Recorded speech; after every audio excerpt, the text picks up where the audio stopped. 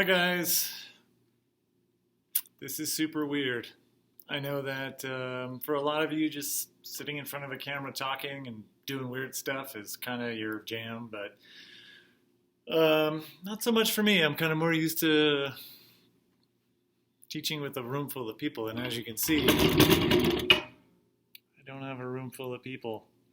But like I said on my website, stayclassyincline.com, I'm going to be posting videos of me talking about this book of Mice and Men and reading the chapters to you guys so you can not only follow along, but also so you can get some valuable insight into why John Steinbeck wrote this book the way he wrote it. This book is considered by many to be one of the greatest American novels ever written, and for a few reasons. One, John Steinbeck is a master writer. He puts words together and adds descriptions in a simple yet very vivid way. It's easy for you to imagine the worlds he creates with his words, but he also presents us with really realistic and complex descriptions of how people interact and how the way the world works. And if there's any way to describe the world, it's complex. I think we all know that more than anything else at this point. So why else is it considered to be one of the great American novels? John Steinbeck's writing is one reason. Another reason would be because of the way it portrays a few topics that we'll be exploring. One being friendship, the complexities of friendship. Two being the American dream, or just any dream in general, any goal that someone might have for their life, and how that might manifest in particular ways or not manifest for particular reasons. And then also because Steinbeck does a really great job exploring the dichotomy between the natural world and humanity's place in it. And while we love to tout our intellect and our evolution over our animal selves, we are still, at our core, very animalistic creatures, and we behave as such even in our civilized society. So today's going to be chapter 1. First, I just want to show you guys a map. I know how much y'all love when I go on my map rants, to give you some context about where this story takes place. So 1930s, Depression, economic devastation across the country, which started because of some irresponsible stockbrokers and bankers. But the effects were far-reaching. And during this time of economic devastation, lots of people, for work, they ended up becoming migrant workers. So people who would work in agricultural fields, moved from farm to farm, ranch to ranch, town to town, with everything that they owned in a sack on their backs, and they would just do the job until the job was complete. They'd get paid for their week or their month or whatever, and then move on to the next. So one particular region of the country where this was prevalent was California. California in the 1930s, way different than California today. You wouldn't recognize the place. This particular book takes place in a region south of Santa Cruz and inland from Monterey. So Northern California, a place called Salinas, and outside of Salinas is a town called Soledad. So let me show you on the map where that is. Go with me. Okay, so here's the United States. And I know that many of you right now are making jokes at the expense of some of our classmates in regards to their lack of geographical knowledge, but just to orient everybody where we are. Here's North America, here's the United States, here is California, and here we are right here. So if you move your eyes towards the San Francisco Bay Area, and then a little bit south to Santa Cruz, and then south of that, Monterey, and inland from Monterey, you will see a town called Soledad. It is along the Salinas River here. So it's close to the coast, close to some mountains, but very much an agricultural area. It still is agriculturally based today, but even more so in the 1930s. I mean, you have some pretty big towns close by, Monterey, Salinas, and Santa Cruz, back in the 30s, these towns were not big at all. Here you have Pinnacles National Park, some great rock climbing for any of you who are rock climbers and find yourself in the Santa Cruz area. Make your way down to Pinnacles. Anyway, so Soledad looks very much like this, right? This is the Salinas River bordering these coastal mountains here. And you'll see, as you can see in the picture, beautiful, natural, lush, right? There is a reason why so much of our agriculture is grown in central California. Places that look like that is because it is so lush. The soil and the ground is very fertile and we can grow lots of stuff. So this is where that story takes place. In the 1930s, Great Depression, and it focuses on two protagonists, Lenny and George. And we're going to explore their friendship, explore what that friendship might symbolize, and we'll go from there. So go ahead and, if you haven't already, pull up the website that I linked to on my website. So if you need to, pause. Go to stayclassyincline.com, go to English 1-2, go to today's agenda. I've provided a link to genius.com, and then this specific link goes straight to chapter 1 of Mice and Men. And read along as I read. And like I said, I'm going to be pausing from time to time to talk to you guys about stuff. Of Mice and Men by John Steinbeck. A few miles south of Soledad, the Salinas River drops in close to the hillside bank and runs deep in green. The water is warm too, for it has slipped twinkling over the yellow sands in the sunlight before reaching the narrow pool. On one side of the river, the Golden Foothill slopes curve up to the strong and rocky Gavilan Mountains. But on the valley side, the water is lined with trees, willows fresh and green with every spring, carrying in their lower leaf junctures the debris of the winter's flooding, and sycamores with mottled white recumbent limbs and branches that arch over the pool. On the sandy bank under the trees, the leaves lie deep and so crisp that a lizard makes a great skittering if he runs among them. Rabbits come out of the brush to sit on the sand in the evening, and the damp flats are covered with the night tracks of coons, and with the spread pads of dogs from the ranches, and with the split-wedge tracks of deer that come to drink in the dark. The novel opens with this description for a reason. One is to just basically, this is Steinbeck showing off, right? This is how I can describe things. Very vivid, but very simple, easy to understand, but you can picture it in your mind, right? That picture comes up when you're reading this description.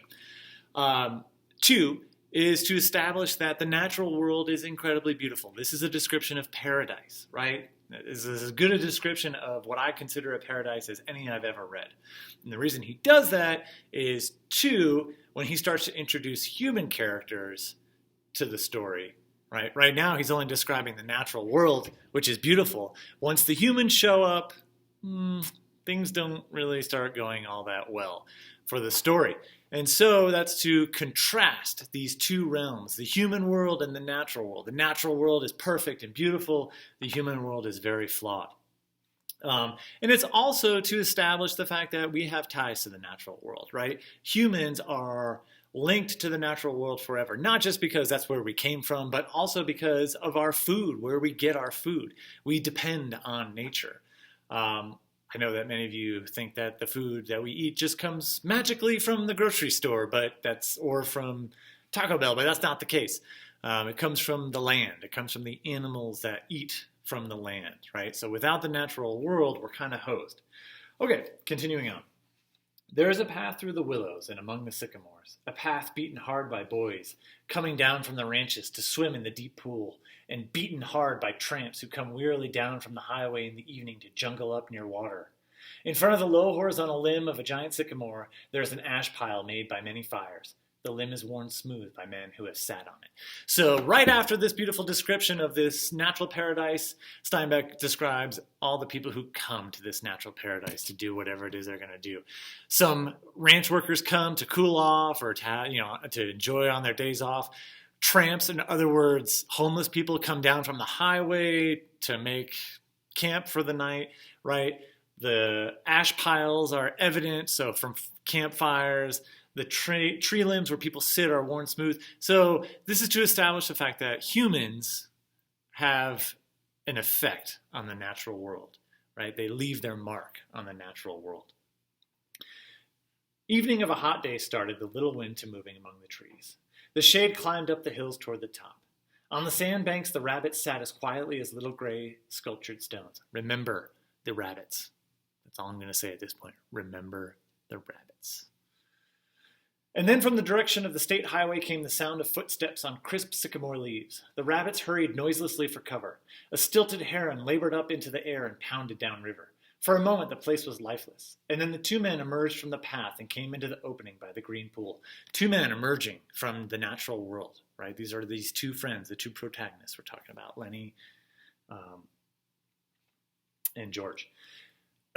They had walked in single file down the path, and even in the open, one stayed behind the other. Boom! Right off the bat, we have insight into their relationship. They're two guys. I'm telling you right now, they're best friends, and yet notice how they're described as walking, single file, one walking behind the other. This should indicate to you that their friendship has a particular dynamic that's not necessarily even, right? They're best friends, but they're not the same, right? One follows the other. So when one follows the other, that other is a leader. So right off the bat, we can tell the dynamic is that whoever the guy is in front, he's the leader of the two. He's the leader of this friendship. He calls the shots. He tells the other one what to do. Both were dressed in denim trousers and in denim coats with brass buttons. Denim is jeans, right? So they have jeans and jean jackets, otherwise known as Canadian tuxedo. But this is the hallmark of the migrant worker, right? This is what a migrant worker wore in the 1930s. Jean jacket, jean pants.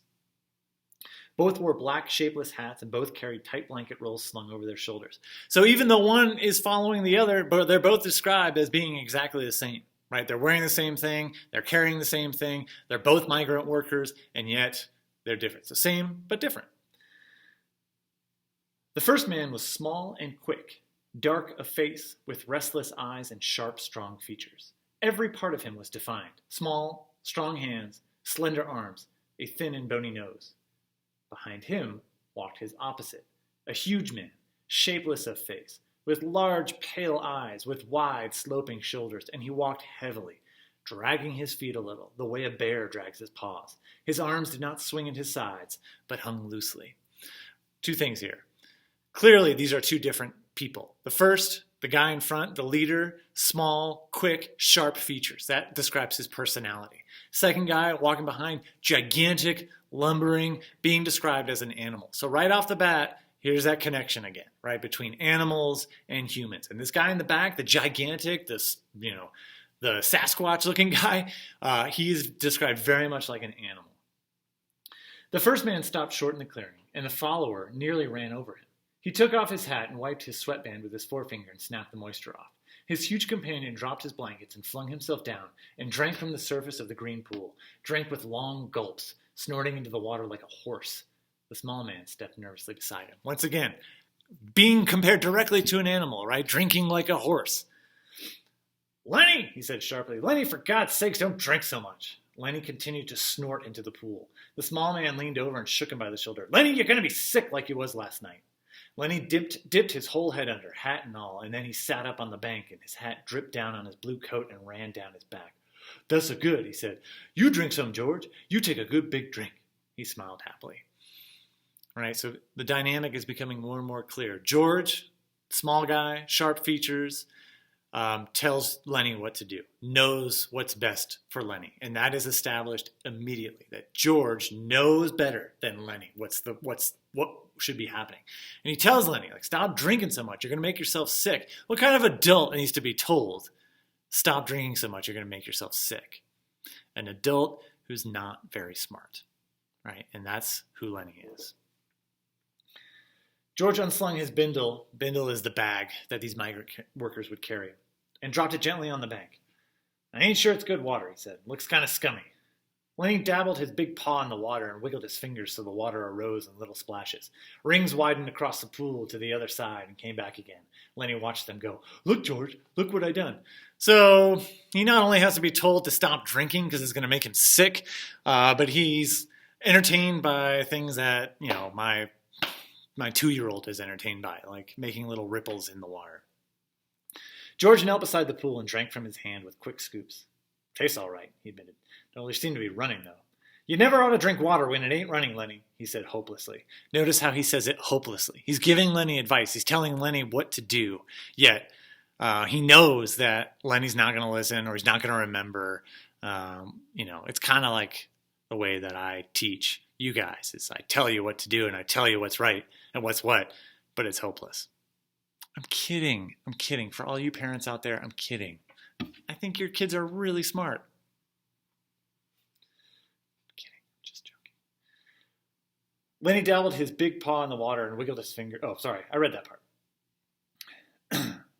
You drink out of a gutter if he was thirsty. He threw a scoop of water into his face and rubbed it about with his hand, under his chin and around the back of his neck.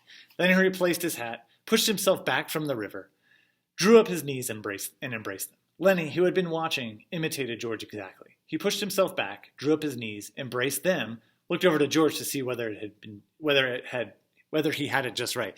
So we also know that not only is George taking care of Lenny, right, kind of in charge of Lenny, making sure Lenny's all right, but Lenny idolizes George, right? These things are all established within the first pages of this book. So remember it. Don't forget, this is the dynamic that these two guys have with each other.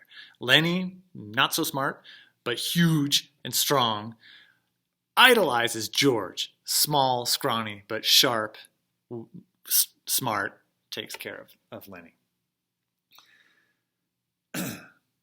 He pulled his hat down a little more over his eyes, the way George's hat was. George stared morosely at the water. Sadly, at the water. The rims of his eyes were red with sun glare. He said angrily, "We could just as well have rode clear to the ranch if that bastard bus driver knew what he was talking about. Just a little stretch down the highway," he says. "Just a little stretch. Goddamn, near 4 miles, that's what it was. Didn't want to stop at the ranch gate, that's what. Too goddamn lazy to pull up. Wonder he isn't too goddamn good to stop in Soledad at all. Kicks us out and says, just a little stretch down the road. I bet it was more than 4 miles. Damn hot day." Lenny looked timidly over to him. "George?" "Yeah, what you want?" "Where are we going, George?" The little man jerked down the brim of his hat and scowled over at Lenny. "So you forgot that already, did you? I gotta tell you again, do I? Jesus Christ, you're a crazy bastard." "I forgot," Lenny said softly. "I tried not to forget. Honest to God, I did, George." Okay, I'll tell you again. I ain't got nothing to do. Might just as well spend all my time telling you things and then you forget them and I tell you again." Sounds familiar. "Tried and tried," said Lenny, "but it didn't do no good. I remember about the rabbits, George." "The hell with the rabbits." The rabbits. Don't forget the rabbits. That's all you can ever remember is them rabbits. Okay, now you listen this time and you got to remember so that we don't get in no trouble. You remember sitting in that gutter on Howard Street and watching that blackboard? Lenny's face broke into a delighted smile.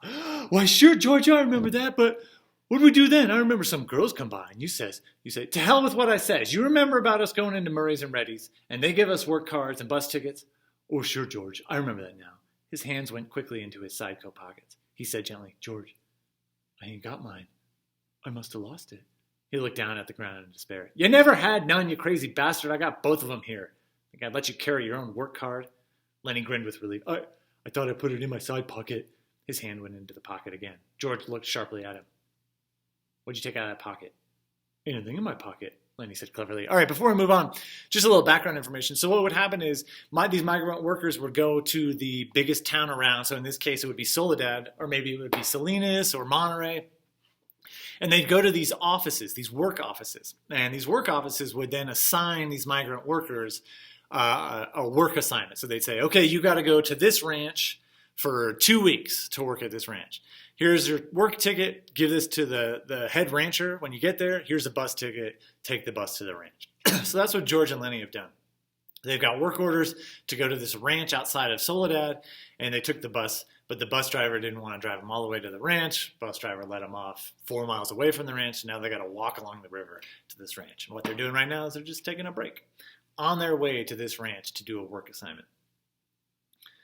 All right, and Lenny's got something in his pocket. "I know there ain't. You got it in your hand. What you got in your hand, hiding it?" "I ain't got nothing, George, honest." "Come on, give it here."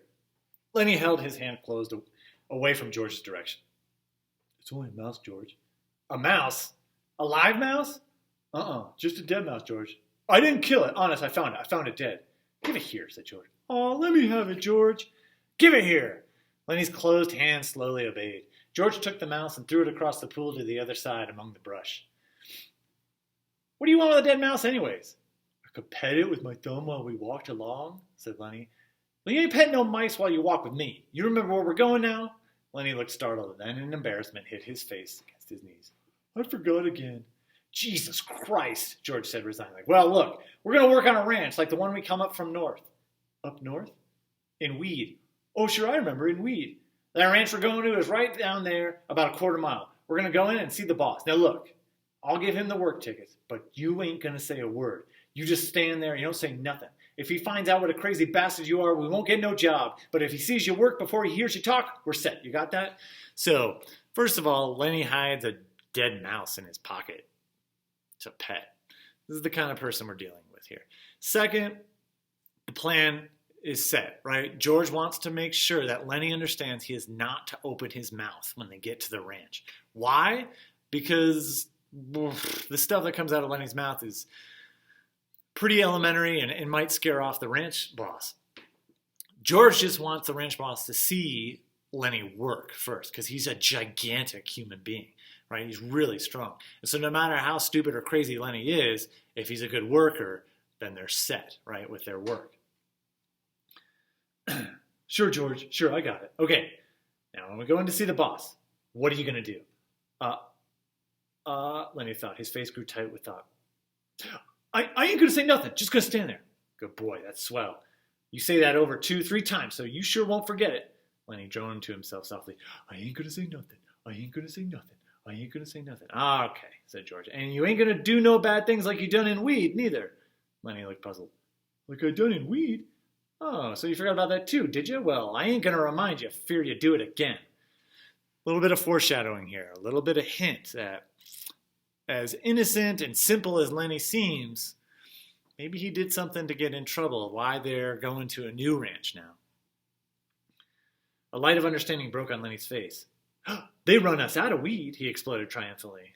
They run us out hell, said George disgustedly. We run! They was looking for us, but they didn't catch us. Lenny giggled happily. Forget that, you bet. George lay back on the sand and crossed his hands under his head, and Lenny imitated him, raising his head to see whether he were doing it right. God, you're a lot of trouble, said George. I could get along so easy and so nice if I didn't have you on my tail. I could live so easy and maybe have a girl.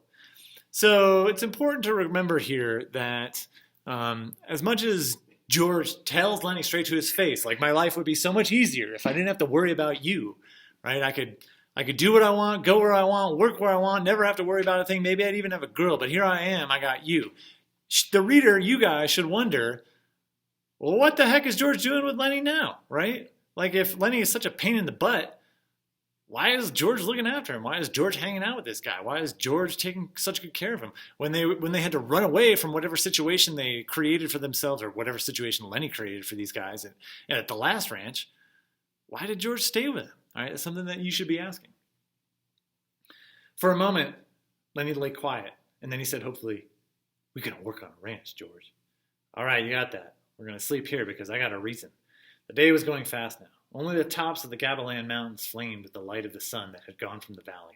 A water snake slipped along the pool, its head held up like a little periscope. The reeds jerked slightly in the current. Far off toward the highway, a man shouted something and another man shouted back. The sycamore limbs rustled under a little wind that died immediately. George, why we ain't going on the ranch to get some supper? They got supper at the ranch. George rolled on his side. No reason at all for you. I like it here. Tomorrow we're going to go to work. I seen thrashing machines on the way down. That means we'll be bucking grain bags, busting a gut. Tonight, we're going to lay right here and look up. I like it. Lenny got up on his knees and looked down at George. We're going to have no supper? Sure we are, if you gather up some dead willow sticks. I got 3 cans of beans in my bindle. You get a fire ready. I'll give you a match when you get the sticks together. Then we'll heat the beans and have supper. Lenny said, I like beans with ketchup. Well, we ain't got no ketchup. You go get wood. Don't you fool around. It'll be dark before long. Lenny lumbered to his feet and disappeared in the brush. George lay where he was and whistled softly to himself. There were sounds of splashing down the river in the direction Lenny had taken. George stopped whistling and listened. Poor bastard, he said softly and then went on whistling again.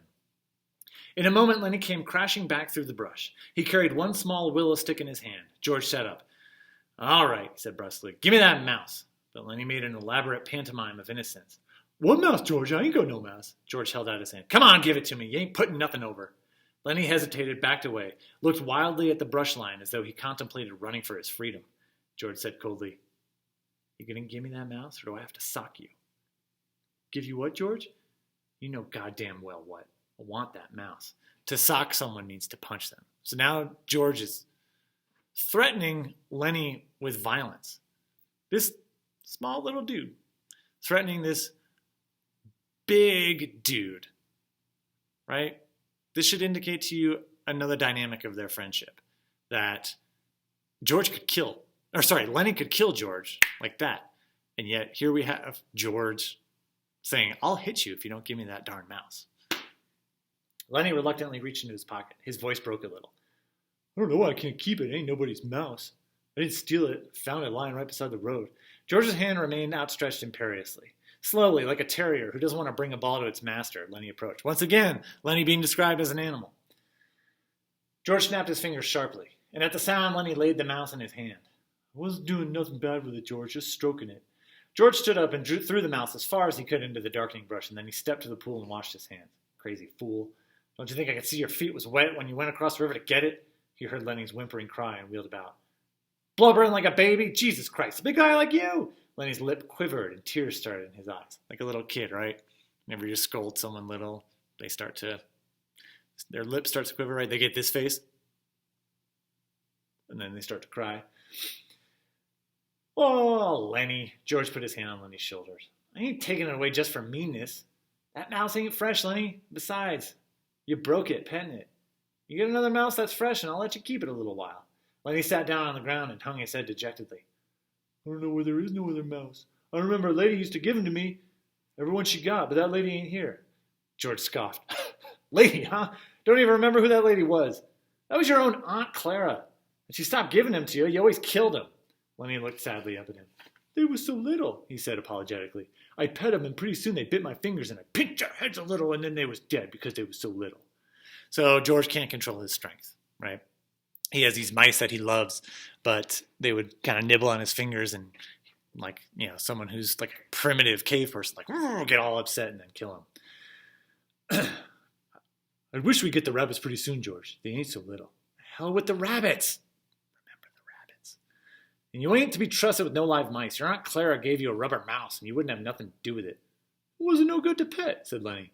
The flame of the sunset lifted from the mountain tops, and dusk came into the valley, and a half-darkness came in among the willows and the sycamores. A big carp rose to the surface of the pool, gulped air, and then sank mysteriously into the dark water again, leaving widening rings on the water. Overhead, the leaves whisked again, and little puffs of willow cotton blew down and landed on the pool surface. You gonna get that wood? George demanded. There's plenty right up against the back of that sycamore. Floodwater wood. Now go get it. Lenny went behind the tree and brought out a litter of dried leaves and twigs. He threw them in a heap on the old ash pile and went back for more and more. It was almost night now. A dove's wings whistled over the water. George walked to the fire pile and lighted the dry leaves. The flame cracked up among the twigs and fell to work. George undid his bindle and brought out 3 cans of beans. He stood them about the fire, close in against the blaze, but not quite touching the flame. There's enough beans for 4 men, George said. Lenny watched him from over the fire. He said patiently, I like them with ketchup. Well, we ain't got any, George exploded. Whatever we ain't got, that's what you want. God almighty, if I was alone, I could live so easy. I could go get a job and work and no trouble, no mess at all. And when the end of the month come, I would take my $50 and go into town and get whatever I want. Why, I could stay in a cat house all night. A cat house is a whorehouse.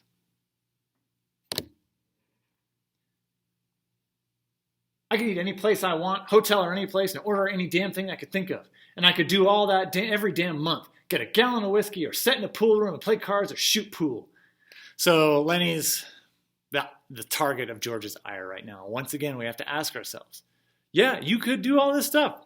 You could live easy. You could go to your job, make your $50, get your whiskey, go to the pool hall, go to the bar, go to a cat house, get your prostitutes. Well, why aren't you, George? Right? Why are you still here with Lenny? It's got to be a reason. Lenny knelt and looked over the fire at the angry George, and Lenny's face was drawn with terror. And what do I got? George went on furiously. I got you. You can't keep a job, and you lose me every job I get. Just keep me shoving all over the country all the time. Ain't that the worst? You get in trouble. You do bad things, and I gotta get you out.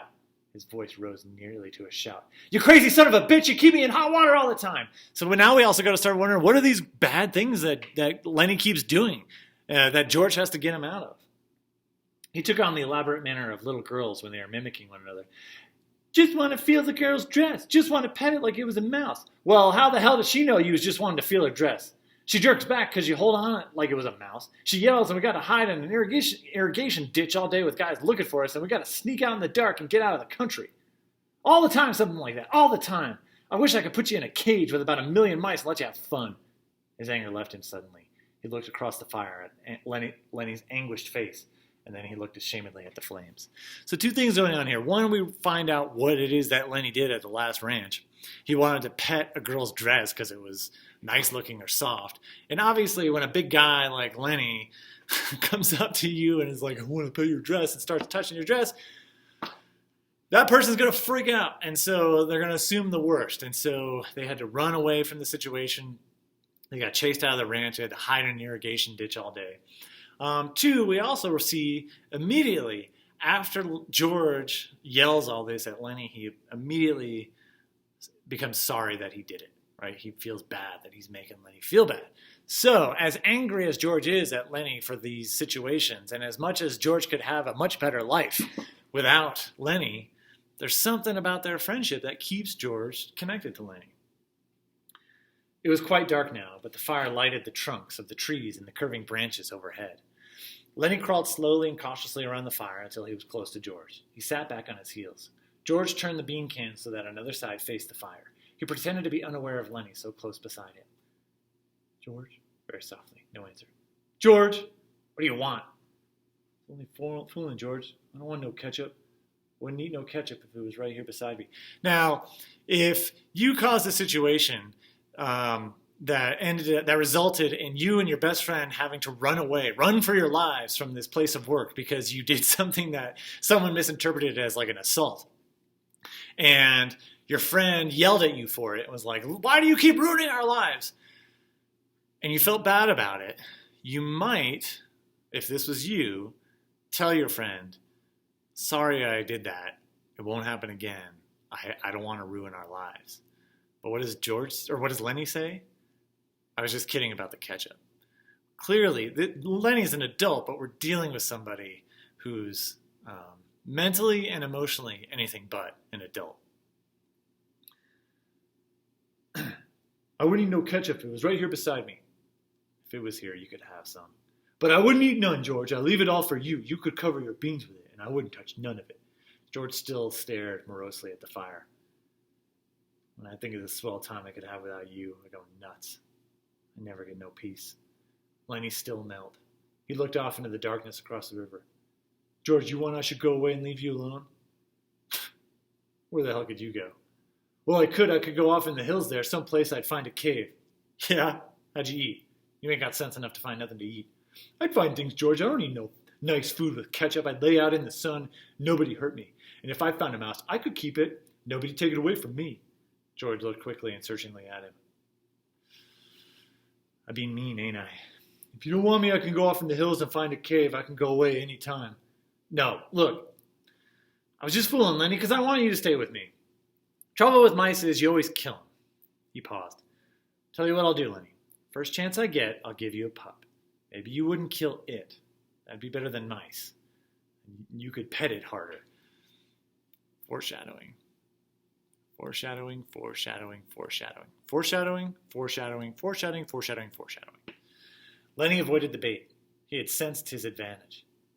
If you don't want me, you only just got to say so, and I'll go off in those hills right there, right up in those hills and live by myself, and I won't get no mice stole from me, George said. I want you to stay with me, Lenny. Jesus Christ, somebody'd shoot you for a coyote if you was by yourself. No, you stay with me. Your Aunt Clara wouldn't like you running off by yourself, even if she is dead. So here we get a little insight as to potential reasons why George is staying with Lenny. Lenny had an Aunt Clara, who we can imagine was his only caretaker, and she died, so George was put in charge of Lenny. We don't get much more information than that, but at least it's something. Lenny spoke craftily. Tell me, like you done before. Tell you what? About the rabbits. Remember the rabbits. George snapped. You ain't gonna put nothing over on me, Lenny pleaded. Come on, George, tell me. Please, George, like you've done before. You get a kick out of that, don't you? All right, I'll tell you. And then we'll eat our supper. George's voice became deeper. He repeated his words rhythmically, as though he had said them many times before. In other words, he has said this many times before. Guys like us that work on ranches, the loneliest guys in the world. They got no family. Now we know they don't have family. They don't belong no place. They come to a ranch and work up a steak, and then they go into town and blow their steak, and first thing you know, they're pounding their tail on some other ranch. They ain't got nothing to look ahead to. In other words, he's saying these migrant workers, like George and Lenny, all they do is go from ranch to ranch, and they make their steak, in other words, their money, and then they just go into town and blow it on booze and girls and whatever, partying, and then they got to go back to the ranch and work their tails off for more money. So he's about to establish why they're different. Lenny was delighted. That's it. Now tell how it is with us, George went on. With us, it ain't like that. We got a future. We got somebody to talk to that gives a damn about us. We don't have to sit in no bar room blowing in our jack just because we got no place else to go. If them other guys gets in jail, they can rot for all anybody gives a damn. But not us, Lenny broke in. But not us, and why? Because I got you to look after me, and you got me to look after you, and that's why. He laughed delightedly. Go on now, George. You got it by heart. You can do it by yourself. No, you. I forget some of the things. Tell how it's going to be. Okay. Someday, we're going to get the jack together, and we're going to have a little house and a couple of acres and a cow and some pigs and live off the fat of the land, Lenny shouted, and have rabbits. Go on, George. Tell about what we're going to have in the garden, about the rabbits in the cages, and about the rain in the winter, and the stove, and how thick the cream is on the milk, like you can hardly cut it. Tell about that, George. Why don't you do it yourself? You know all of it. No, you tell it. It ain't the same if I tell it. Go on, George. How I get to tend the rabbits? Well, said George, we'll have a big vegetable patch and a rabbit hutch and chickens.